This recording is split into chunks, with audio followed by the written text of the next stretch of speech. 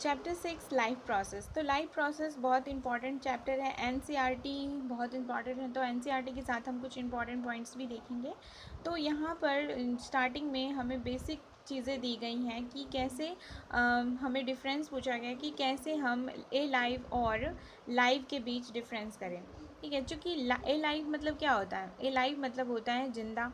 ठीक है, तो एलाइव मतलब होता है जिंदा होना। तो लिविंग थिंग्स और नॉन लिविंग थिंग्स के बीच यहाँ डिफरेंस पूछा है। तो हमसे कोई पूछे तो हम यही कहेंगे कि हम जो भी विजिबल चीज़ें होती हैं, जैसे कि मैन चल रहा हो, बोल रहा हो, या फिर डॉग दौड़ रहा हो, इन सब चीज़ों से हम डिफ़ाइन करते हैं कि वो लिविंग थिंग्स है। या किसी की ब्रीथिंग देख के, सो रहा हो तो उसकी ब्रीथिंग देख के कि ये लिविंग थिंग्स है। लेकिन बहुत ऐसी सिचुएशंस होती हैं जब हम ये नहीं कह सकते कि वो जिंदा है कि नहीं जिंदा। जैसे कोई कॉमा में होता है और वेंटिलेशन पे होता है, तब तो वो सांस भी नहीं ले सकता और ना ही कोई ऐसी फिजिकल एक्टिविटीज़ करता है जो हमें ये दर्शाए कि वो लिविंग थिंग्स है। लेकिन फिर भी वो लिविंग थिंग्स है बिकॉज उस ऑर्गेनिजम्स के बॉडी में कुछ स्मॉल स्केल्स पे भी मूवमेंट होते हैं।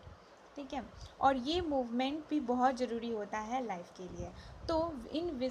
तो ये वाले विजिबल मूवमेंट्स, इसके साथ साथ जो भी इनविजिबल मूवमेंट हैं, वो सब लाइफ में ज़रूरी होते हैं। ठीक है, और यहीं पर एक बहुत ही ज़्यादा इम्पॉर्टेंट चीज़ दी गई है वायरस के बारे में, कि वायरस जो होता है वो कोई भी ऐसा मॉलिक्यूलर मूवमेंट शो नहीं करता है। ठीक है, यहाँ पे देखो, virus do not show any molecular movement in them. तो इसीलिए वो आज तक साइंटिस्ट के लिए क्या है, ये कंट्रोवर्सी का एक मुद्दा है कि ये ट्रूली लिविंग है या नहीं है। नेक्स्ट टॉपिक है व्हाट आर लाइफ प्रोसेस। ये लाइफ प्रोसेस क्या होता है? तो यहाँ पर देखो कि मेंटेनेंस करने के लिए, जो भी लाइफ प्रोसेस है उसकी मेंटेनेंस करने के लिए हमें क्या करना पड़ता है, एनर्जी की ज़रूरत पड़ती है। और ये एनर्जी हमें कहाँ से मिलती है? ये एनर्जी हम जो भी खाना खाते हैं, जो भी फूड खाते हैं, उससे मिलती है। तो उस फूड को जिससे हमें एनर्जी मिलती है उसे हम न्यूट्रिशंस कहते हैं। तो चूँकि कोई भी चूँकि सारे ऑर्गेनिजम्स एक जैसे नहीं होते हैं, इसलिए उनका फूड कंज्यूम करने का तरीका भी अलग अलग होता है।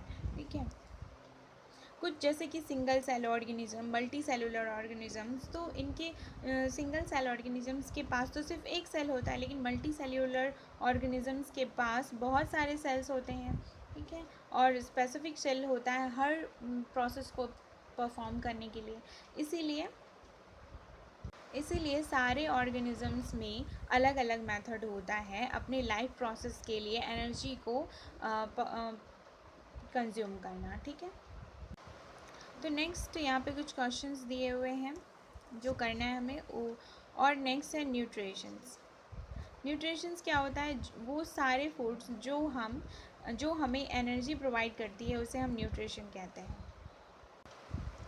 This source of energy and materials is the food we eat. ठीक है, जो हमें क्या देती है? एनर्जी देती है। How do living things get their food? तो लिविंग थिंग्स अपना फूड कैसे प्राप्त करते हैं? ठीक है, क्योंकि जो जनरल रिक्वायरमेंट होती है एनर्जी की और मटेरियल की, ये सारे इंडिविजुअल में कॉमन, सारे ऑर्गेनिज्म में कॉमन होती है, लेकिन उसको फुलफ़िल करने का तरीका अलग अलग होता है। क्योंकि तुम्हें पता है कि सारे ऑर्गेनिज्म तो एक जैसे होते नहीं हैं, इसीलिए उनको फुलफ़िल करने का तरीका अलग होता है। तो इन फुलफ़िल करने के तरीके के वजह से जो होता है वो मोड ऑफ न्यूट्रिशंस दो टाइप्स के होते हैं जो हम अभी देखेंगे। अब देखो, यहाँ पे बोला जा रहा है some organisms use simple food materials obtain from inorganic source. तो जो कुछ ऑर्गेनिजम्स होते हैं वो सिंपल फूड मटेरियल्स कंज्यूम करते हैं, और ये कहाँ से लाते हैं? ये इनऑर्गेनिक सोर्स से लाते हैं। और किस फॉर्म में? कार्बन डाइऑक्साइड और वाटर के फॉर्म में ये क्या करते हैं? अपना फूड मटेरियल्स ऑब्टेन करते हैं। तो इन ऑर्गेनिजम्स को क्या कहा जाता है? इन ऑर्गेनिजम्स को ऑटोट्रॉफ कहा जाता है, और जिसमें इंक्लूड होता है ग्रीन प्लांट्स और सम बैक्टीरिया। ठीक है, तो ये एग्जाम्पल हमें याद करना होगा, ग्रीन प्लांट्स और सम बैक्टीरिया। अब इसके अलावा जो भी ऑर्गेनिजम्स होते हैं, other organism utilize complex substance. These complex substances have to be broken down into simpler ones before they can be used for upkeep and growth of the body. तो ये जो ऑर्गेनिजम्स होते हैं, इसके अलावा ऑटोट्रॉप्स के अलावा जो भी ऑर्गेनिजम्स होते हैं वो कॉम्प्लेक्स सब्सटेंस यूज़ करते हैं, यूटिलाइज़ करते हैं, और ये कॉम्प्लेक्स सब्सटेंस को वो सबसे पहले तोड़ते हैं सिंपलर सब्सटेंस में, उसके बाद वो उनके बॉडी उसे कंज्यूम करता है।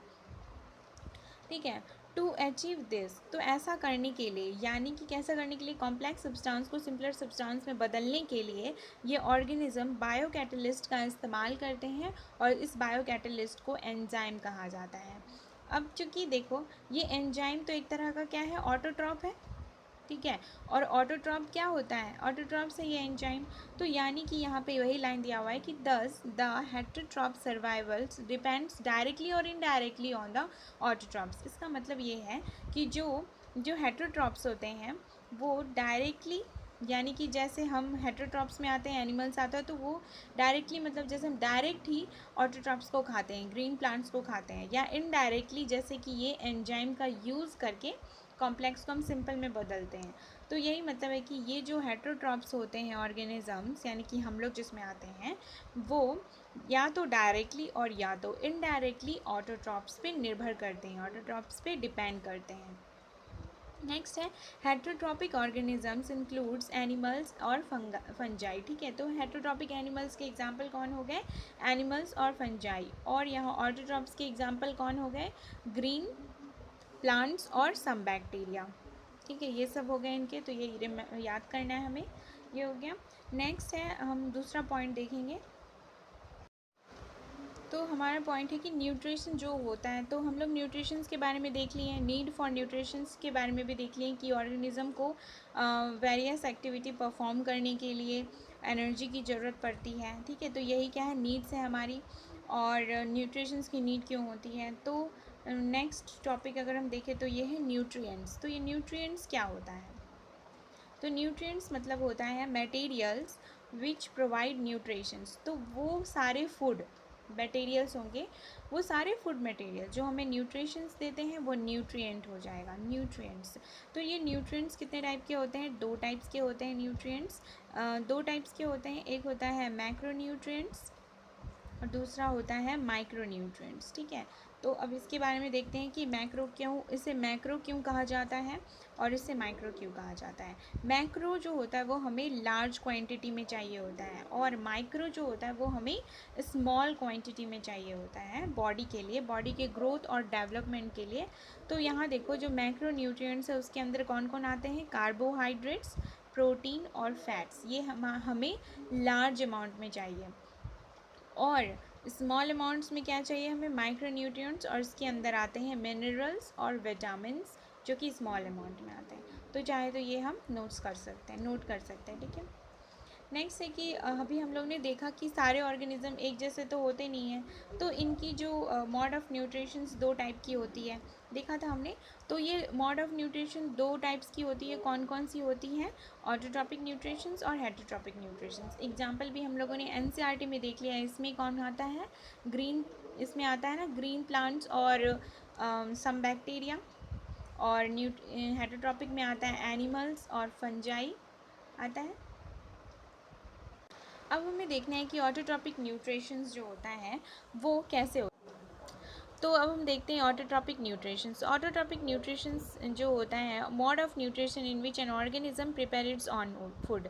तो वह मोड ऑफ न्यूट्रिशन जिसमें ऑर्गेनिज्म अपना खाना स्वयं बनाता है, अपना खाना स्वयं बनाता है, उसे हम ऑटोट्रॉपिक न्यूट्रिशन कहते हैं। और हम देखे थे कि इसमें कौन कौन आता है, ग्रीन प्लांट्स और कौन आता है, ब्लू ग्रीन एल्गी, और एनसीईआरटी में देखा था हम लोग ने सम बैक्टीरिया। ठीक है, तो बैक्टीरिया भी आता है इसके अंदर। नेक्स्ट है कि the organisms which carry out autotrophic nutritions is called autotrophs, और इन ऑर्गेनिजम्स को हम लोग ऑटोट्रॉपिक न्यूट्रिशंस कहते हैं, ऑटोट्रॉप्स कहते हैं, ऑटोट्रॉप्स कहते हैं। ये ऑटोट्रॉप्स क्या करते हैं, ये ऑटोट्रॉप्स यूज़ करता है सिंपल ऑर्गेनिक मटेरियल्स को, ये सिंपल ऑर्गेनिक मटेरियल्स को कन्वर्ट कर देता है कॉम्प्लेक्स में।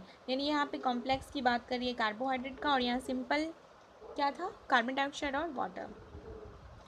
तो हम यहाँ देखते हैं तो ये ऑटोट्रॉपिक न्यूट्रिशंस जो होता है फुलफिल्ड होता है किसके द्वारा, ऑटोट्रॉप्स जो है वो कार्बन डाइऑक्साइड और वाटर लेता है, इनऑर्गेनिक फॉर्म है, और इसको कन्वर्ट कर देता है कार्बोहाइड्रेट्स में। ये कार्बोहाइड्रेट्स क्या है, कॉम्प्लेक्स है, ठीक है।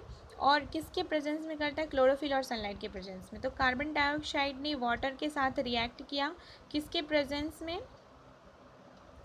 सनलाइट के प्रेजेंस में किया, और क्लोरोफिल की उपस्थिति में। क्लोरोफिल क्या काम करता है, क्लोरोफिल जो है वो सनलाइट को एब्जॉर्ब करने का काम करता है। तो क्लोरोफिल भी बहुत ज़्यादा इंपॉर्टेंट होता है, और ये कन्वर्ट कर देता है किसमें, कार्बोहाइड्रेट में, C6H12O6 यानी कि जिसे हम शुगर कहते हैं, और ऑक्सीजन रिलीज़ करता है, ठीक है।